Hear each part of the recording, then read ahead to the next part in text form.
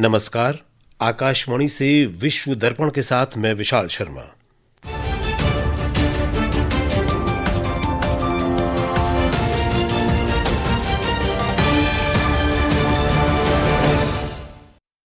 सबसे पहले मुख्य समाचार। 79वां स्वतंत्रता दिवस देश विदेश में उत्साह के साथ मनाया गया। विश्व नेताओं ने इस अवसर पर शुभकामनाएं दी। अमेरिका के राष्ट्रपति डोनाल्ड ट्रंप और रूस के राष्ट्रपति व्लादिमीर पुतिन के बीच बहुप्रतीक्षित बैठक आज रात अलास्का में। भारत और सिंगापुर संयुक्त कार्य समूह की बैठक में निवेश और सीमा पार व्यापार को बढ़ावा देने पर जोर। उत्तर पश्चिमी पाकिस्तान में बाढ़ और भूस्खलन में कम से कम 33 लोगों की मृत्यु। और प्लास्टिक प्रदूषण को समाप्त करने के लिए वैश्विक संधि पर पहुंचने का प्रयास एक बार फिर विफल।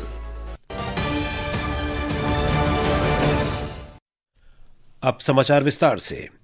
भारत का 79वां स्वतंत्रता दिवस देश के साथ साथ विदेशों में भी उत्साह के साथ मनाया गया।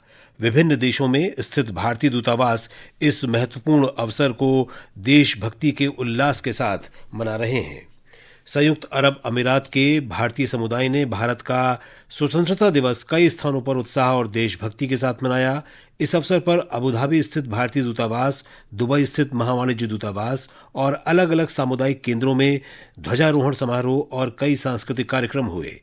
दुबई और अबुधाबी में अलग अलग समारोहों में महावाणिज्य दूत सतीश कुमार सिवन और राजदूत संजय सुधीर ने इस बात पर जोर दिया कि भारत अमीरात के बीच साझेदारी इतिहास में अपने सबसे मजबूत स्तर पर है, जो आपसी विश्वास, साझा दृष्टिकोण और पारंपरिक राजनयिक संबंधों से अलग लोगों के आपसी गहरे संबंधों पर आधारित है। भारत के दोनों अधिकारियों ने चुनौतीपूर्ण वैश्विक परिस्थितियों के बावजूद भी भारत के उल्लेखनीय आर्थिक विकास को रेखांकित किया। विश्व नेताओं ने इस अवसर पर शुभकामनाएं दी हैं। अमेरिका के विदेश मंत्री मार्को रूबियो ने भारतवासियों को स्वतंत्रता दिवस की शुभकामनाएं दी। उन्होंने कहा कि अमेरिका भारत के साथ मिलकर मौजूदा चुनौतियों का सामना करेगा और दोनों देशों के लिए उज्जवल भविष्य सुनिश्चित करेगा। उन्होंने भारत और अमेरिका के संबंधों को महत्वपूर्ण और दूरगामी बताया। चीन में भारत के राजदूत प्रदीप कुमार रावत ने पेइचिंग में भारतीय दूतावास में राष्ट्रीय ध्वज फहराया। बड़ी संख्या में भारतवंशी इस आयोजन में शामिल हुए। ध्वजारोहण के बाद श्री रावत ने राष्ट्रपति द्रौपदी मुर्मू के राष्ट्र के नाम संदेश से कुछ अंश पढ़े। इसके बाद सांस्कृतिक कार्यक्रमों का आयोजन हुआ। जापान के टोक्यो में भारतीय दूतावास ने स्वतंत्रता दिवस की शुभकामनाएं दी। राजदूत सीबी जॉर्ज ने तिरंगा फहराया और राष्ट्रपति मुर्मू के राष्ट्र के नाम संबोधन के अंश पढ़े। मालदीव में भारतीय समुदाय के लोग हर घर तिरंगा अभियान के साथ स्वतंत्रता दिवस मना रहे हैं।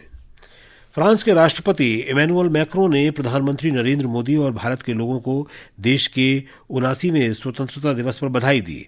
अपने संदेश में श्री मैक्रों ने आशा व्यक्त की कि दोनों देशों के बीच रणनीतिक साझेदारी 2047 और उसके बाद भी और गहरी होती रहेगी।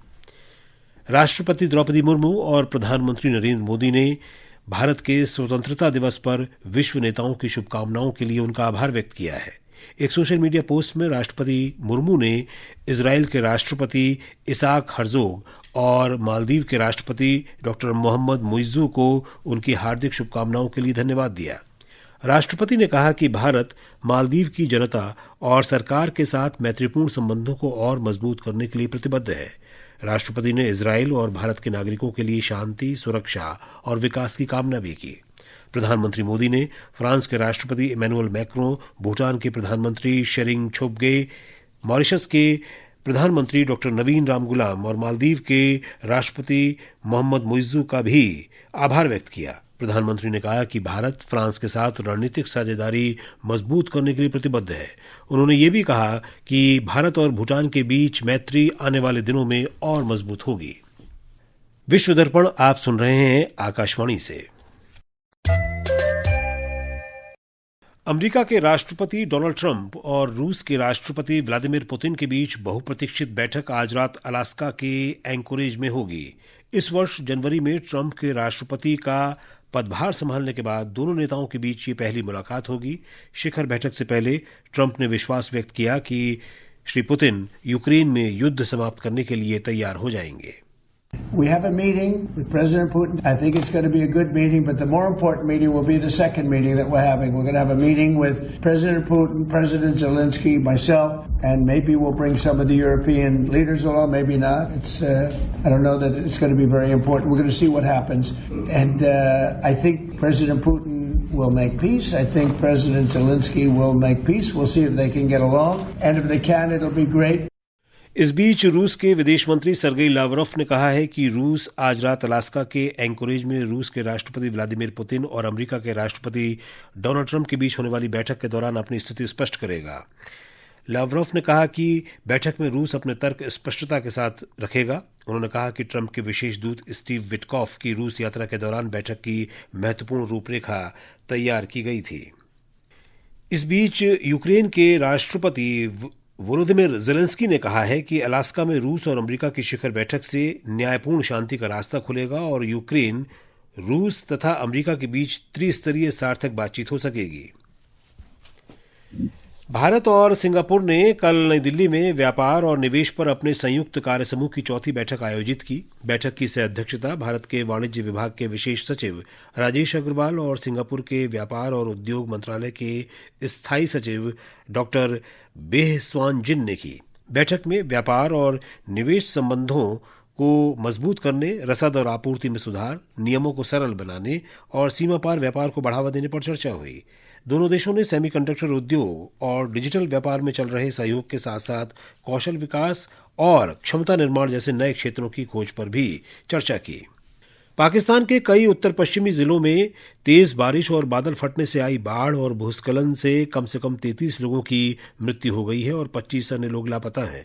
अधिकारियों ने बताया कि बचाव दल दुर्गम क्षेत्रों और मौसम की प्रतिकूल परिस्थितियों में खैबर पख्तूनख्वा प्रांत के कई हिस्सों में आई आपदा के बीच काम कर रहे हैं।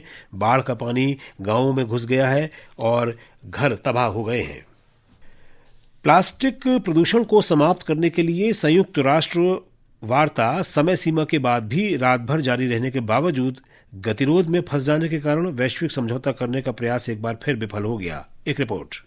वर्ष 2022 से जारी इस वार्ता में अभी तक सभी देशों के बीच कोई सहमति नहीं बन पाई है। लगभग 100 देश प्लास्टिक उत्पादन को सीमित करने का समर्थन करते हैं, वहीं तेल उत्पादक देश इसके पुनर्चक्रण पर बल देते हैं। लगभग प्रत्येक क्षेत्र में प्लास्टिक के लाभ के बावजूद वैज्ञानिक इसमें पाए जाने वाले विषैले रसायन को लेकर विशेष रूप से चिंतित हैं। प्लास्टिक के छोटे छोटे टुकड़ों में टूटने के कारण विषैले रसायन का रिसाव हो सकता है। वैज्ञानिक चेतावनी देते हैं कि प्लास्टिक प्रदूषण मानव स्वास्थ्य और पर्यावरण दोनों के लिए खतरनाक है। सूक्ष्म प्लास्टिक अब मिट्टी, नदियों, हवा और मानव अंगों में पाए जा रहे हैं। 2024 के अंत तक इस समझौते को अंतिम रूप देने का मूल लक्ष्य निर्धारित किया गया था। इस समझौते को संपन्न करने का लक्ष्य अब पूरी तरह से संदेह के घेरे में है। सतत प्रयास का आग्रह करते हुए क्यूबा ने इसे ऐतिहासिक अवसर का चूक जाना बताया। द्वीपीय राज्यों का प्रतिनिधित्व करने वाले पलाऊ ने वार्ता में प्रगति नहीं होने की आलोचना करते हुए कहा कि वे उस संकट का खामियाजा भुगत रहे हैं जिसमें उनका कोई योगदान नहीं है। विश्व दर्पण के लिए समाचार कक्ष से मनीषा खन्ना। और अब बात खेलों की। दुनिया के नंबर 1 खिलाड़ी यानिक सिनर ने सिंसिनाटी ओपन पुरुष वर्ग के सेमीफाइनल में प्रवेश कर लिया है। सिनर ने कनाडा के ऑगर एलियासेन को 6-0, 6-2 से हराकर सेमीफाइनल में जगह पक्की की। ये हार्ड कोर्ट पर सिनर की लगातार 25वीं जीत थी। रॉजर फेडरर, नोवाक जोकोविच, राफेल नडाल और एंडी मरे भी ऐसा कर चुके हैं। सेमीफाइनल में उनका मुकाबला फ्रांसीसी क्वालिफायर टेरेंस एटमाने से होगा। और अब अंत में मुख्य समाचार एक बार फिर। 79वां स्वतंत्रता दिवस देश विदेश में उत्साह के साथ मनाया गया। विश्व नेताओं ने इस अवसर पर शुभकामनाएं दी। अमेरिका के राष्ट्रपति डोनाल्ड ट्रंप और रूस के राष्ट्रपति व्लादिमीर पुतिन के बीच बहुप्रतीक्षित बैठक आज रात अलास्का में। भारत और सिंगापुर संयुक्त कार्य समूह की बैठक में निवेश और सीमा पार व्यापार को बढ़ावा देने पर जोर। उत्तर पश्चिमी पाकिस्तान में बाढ़ और भूस्खलन से कम 33 लोगों की मृत्यु। और प्लास्टिक प्रदूषण को समाप्त करने के लिए वैश्विक संधि पर पहुंचने का प्रयास एक बार फिर विफल। इसके साथ ही विश्व दर्पण का ये अंक समाप्त हुआ। नमस्कार।